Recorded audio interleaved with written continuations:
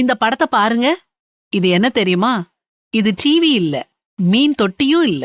இது திரவ வடிவில் மரம். உயிருள்ள மூச்சு விடுற மரம். இந்த மரத்தை நாம குடிக்கிற டீ காஃபி மாதிரி ஒரு கப்ல ஊத்தலாம்.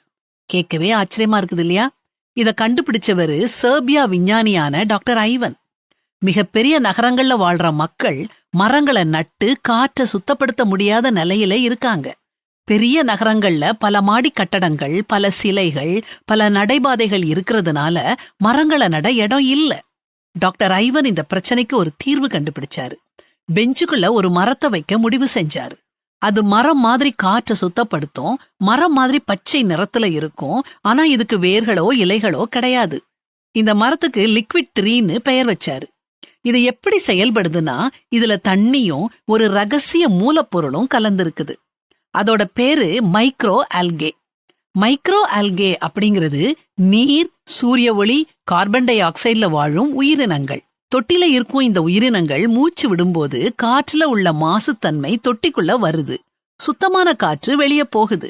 இந்த லிக்விட் ட்ரீய நாம வீட்டுக்குள்ளேயும் வைக்கலாம், வெளியிலையும் வைக்கலாம்.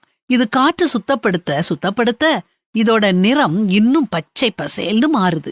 20 வருஷம் வாழும் மரம் காற்றை சுத்தப்படுத்தும் அளவுக்கு ஒரு லிக்விட் ட்ரீ சுத்தப்படுத்துமா. மரங்களுக்கு பதிலா இதை வச்சுக்கோங்கன்னு டாக்டர் ஐவன் சொல்லல. மரம் நட முடியாத இடங்கள்ல இதை வைக்க சொல்றாரு. நம்ம வீட்ல உள்ள, பார்க்ல உள்ள பெஞ்ச்ல இதை வைக்கலாம்.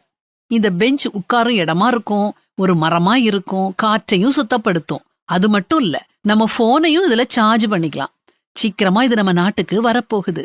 இத கேள்விப்படும் போது எனக்கு என்ன ஞாபகத்துக்கு வருது தெரியுமா? கர்த்தர் மோசே காலத்துல பெசலெயேல பேர் சொல்லி அழைத்து அவன் விசித்திரமான வேலைகளை யோசித்து செய்யவும், பொன்னிலும் வெள்ளியிலும் வெண்கலத்திலும் வேலை செய்யவும், ரத்தனங்களை முத்திரை வெட்டாக வெட்டி பதிக்கவும், மரத்தில் சித்திரவேலை செய்து சகல வினோதமான வேலைகளை செய்யவும், அவனுக்கு ஞானத்தையும் புத்தியையும் அறிவையும் அருளி அவன் சகலவித வேலைகளையும் செய்யும்படி தேவ ஆவியினாலே அவனை நிரப்பினார்னு வேதாகமத்துல வாசிக்கிறோம் இல்லையா? அதே மாதிரி இன்னைக்கும் கர்த்தர் பல ஞானிகளுக்கு ஞானத்தையும் புத்தியையும் அறிவையும் அருளுகிறார்னு தெரிய வருது.